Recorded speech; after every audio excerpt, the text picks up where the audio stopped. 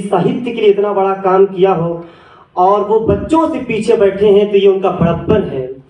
और उनकी इस सादगी पर मुझे राहत इंदौरी साहब के दो शेर याद आ रहे हैं कि ये अलग बात कि खामोश खड़े रहते हैं, ये अलग बात कि खामोश खड़े रहते हैं, फिर भी जो लोग बड़े हैं वो बड़े रहते हैं। ऐसे दरवेशों से मिलता है शजरा अपना, जिनके जूतों में कई ताज पड़े रहते हैं। एक बार जोरदार तालियां बजाइए हम सबके आदरणीय राम गरज जी का।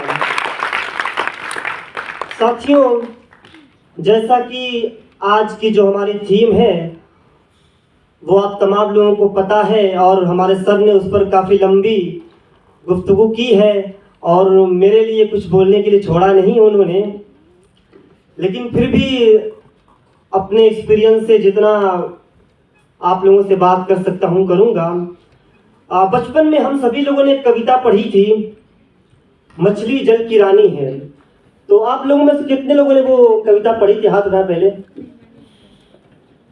सब लोगों ने पढ़ी है। तो कितने लोग इसमें से याद है वो कविता, ये बताइए।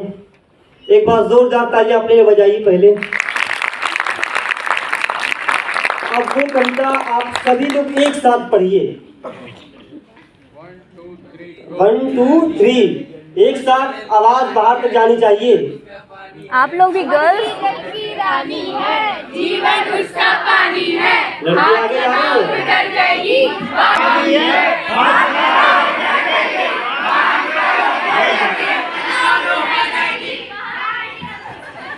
बच्चों, कल तक की जो, क्योंकि मछली की पानी के बिना नहीं रह सकती, लेकिन पानी के बिना हम भी नहीं रह सकते हैं। जैसा कि अभी सर ने बताया कि 63 दिन भूखे पेट तो रहा जा सकता है, मगर पानी के बगैर नहीं रहा जा सकता है। तो इतना महत्व है पानी का। तो हम लोगों को कहीं ना कहीं पानी के लिए कोई समाधान, पुख्ता समाधान निकालने की ज़रूरत है।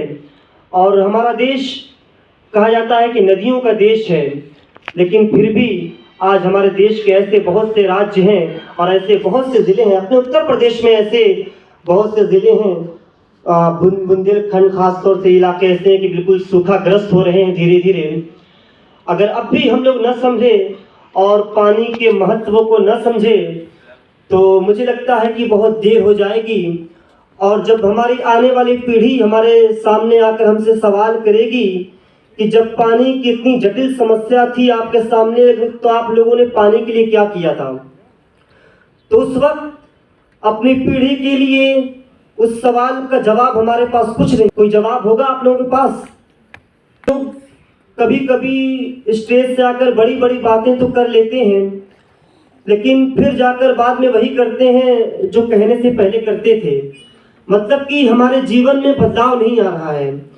जब तक हम अपने जीवन में बदलाव नहीं लाएंगे, अपने आप को नहीं बदलेंगे, तब तक ये समझ लीजिए कि बदलाव नहीं आने वाला है।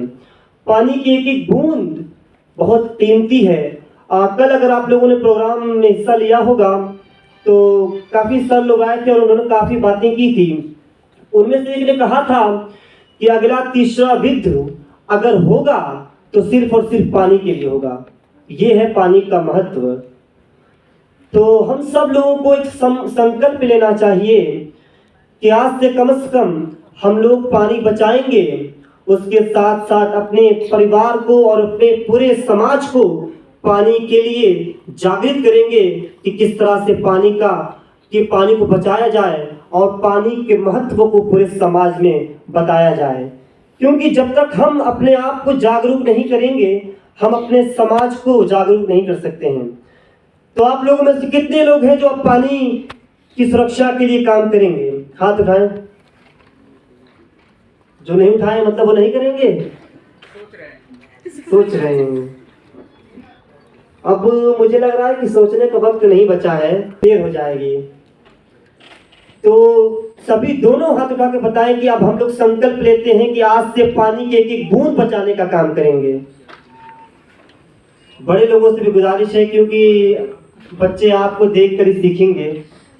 अपने लिए एक बार जोरदार तालियां बजाइए।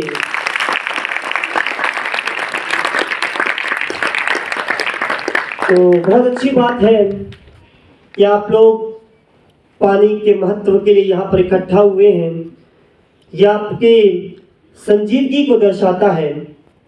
और वहीं अगर इन बच्चों में कोई पानी के ऊपर कविता या अपना एक्सपीरियंस शेयर करना चाहे या कोई भाषण देना चाहे तो उसका स्वागत है। कोई बच्चा भी हो अगर आ सकता है, पेश कर सकता है।